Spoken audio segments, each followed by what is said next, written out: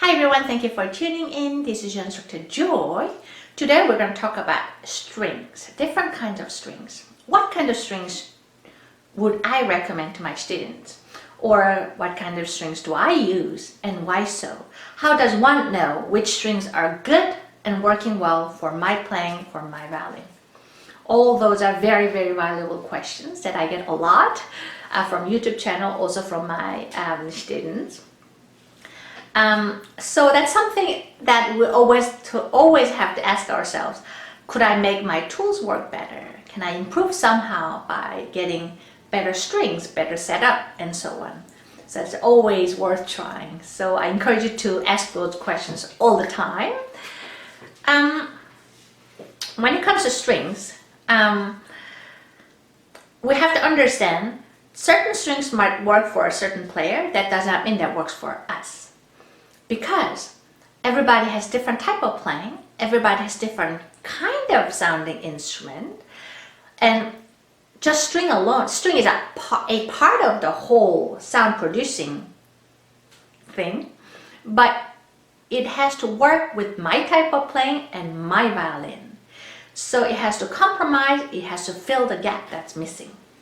For example, if I'm kind of player who has a loud sound and a little edgier sound, then I would benefit if I have strings on which are rounder, a little mellow sounding strings. Let's say if I am kind of player who has a gentle sound, I use a lot of upper half bow, and then I like to play rather legato bows and so on. And then you want a string that responds quicker and projects louder, so that your violin sound can sound even bigger and louder while you develop all the bow technique, but so that the missing technique part can be filled by types of strings. And I hope this makes sense to you. Same thing goes with types of violin. Some violins sound very aggressive, very edgy, and then you want round sounding strings so that it can work together. And vice versa goes. If the violin is very mellow, a little muted, then you want aggressive, kind of cut through, very direct sounding string so that the violin can sound nicely, and so on. So you have to test, but before you try different strings, first understand and define what kind of violin you have and what kind of player or what kind of playing type you have. Yeah. In general, when my students ask for my recommendations, I like to give, first I have pretty good idea that can be safe to try on most of players and most of violins that works very well. So I'm going to start with that one. I like to recommend when my students come for the first time to try new strings. For most of player, I like this super flexible string a lot that works for most of players. So mostly from intermediate to advanced students, it could work very well. So that's from Tomastic company. This is the same company as Dominant. So Dominant string is one of the most popular ones, same company as this one. And then a lot of people, but Dominant is the one that my previous teacher recommended always, or Dominant is the one that was the most popular online. And I mean, Dominant string is a good one, but I find it for about the same price, super flexible. It's got more resonance and it's got nicer tone. Yeah.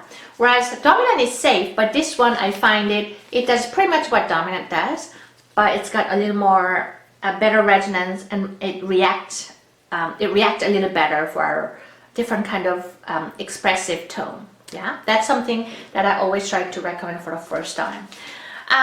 If a player has a little gentler tone, I would like to go for a little aggressive tone, aggressive sounding strings, such as like a Peter Infeld, another one from Tomastic company.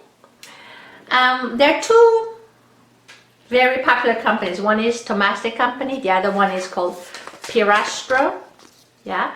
So Piastro is known for gut string, even though that's not the only one they do. So Piastro often deal with gut strings or gut string with a combination of gut and steel. Tomastic company deals with the steel strings. The big difference between Piastro company strings and Tomastic company is Piastros, because they're often done with gut strings, the lifespan is not as long as steel strings. However, it's got nice tone. Yeah, that's something that we can compromise.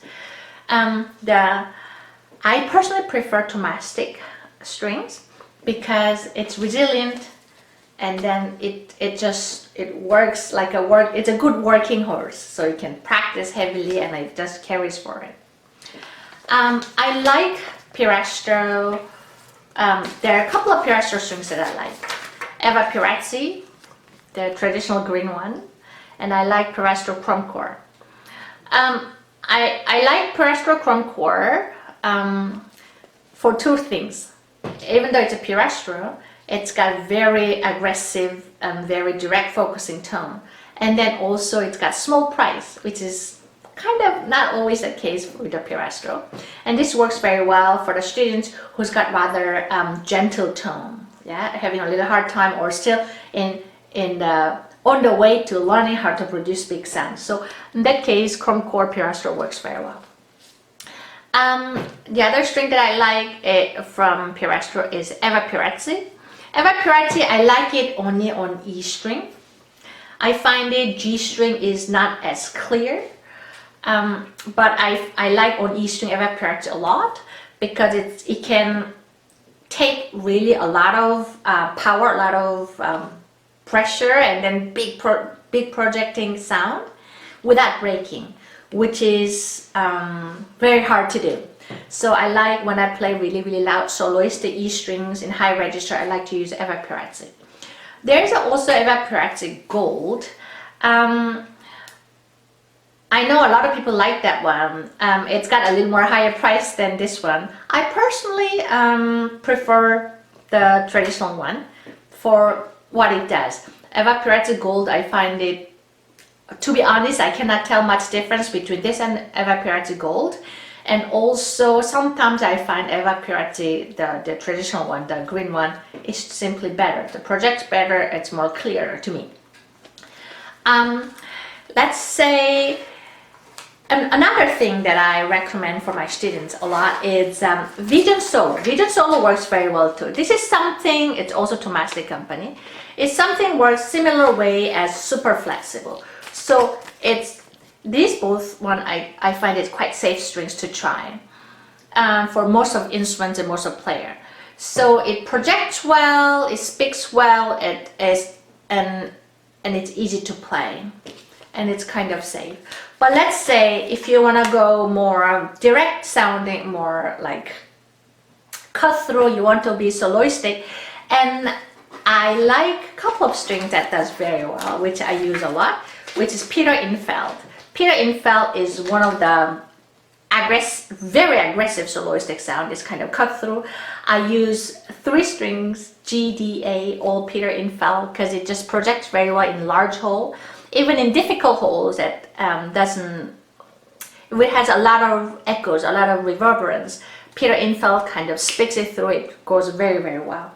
Another great aggressive string, very soloistic string, would be Infeld Blue. There's Infeld Red, but Infeld Blue is the one that's a little more aggressive, that kind of carries well as a soloist.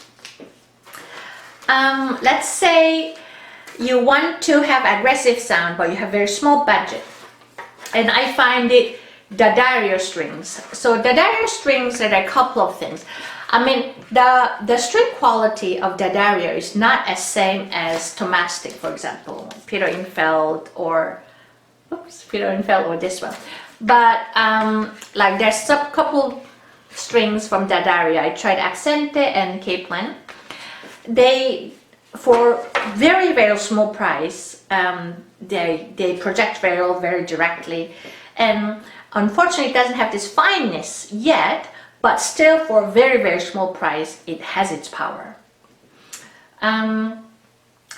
I personally like to use Peter Infeld G And D string, either Peter Infeld or sometimes super flexible, sometimes vision solo. And A string, I like to use Peter Infeld or sometimes super flexible.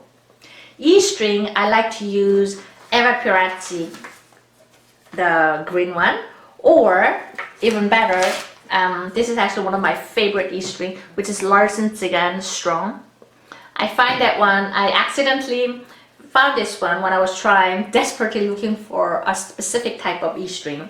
I'm very happy about this one. So it can take a lot of work on high E register. It can be very powerful without losing its sweet tone, yeah, which is hard to come by. So of course there's also different price range and so on like that. That's something that one has to consider, and sometimes we have to compromise. But whatever you do, give a little time and play a bit. So when you put string, give it at least a couple of days and see how it is until the string settles a bit.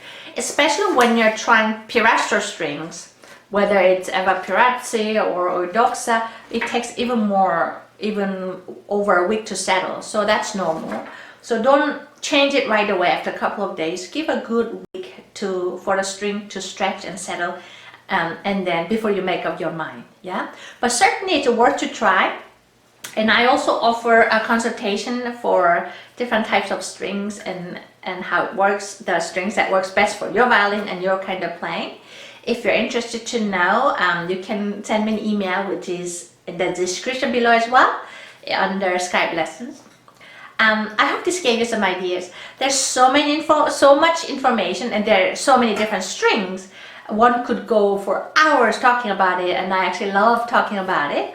But just this short form, I hope this gave you some kind of ideas, and I hope this can guide you and help you to navigate what kind of strings would be helpful for you. Yeah, thank you for watching and hope to see you again. Bye bye.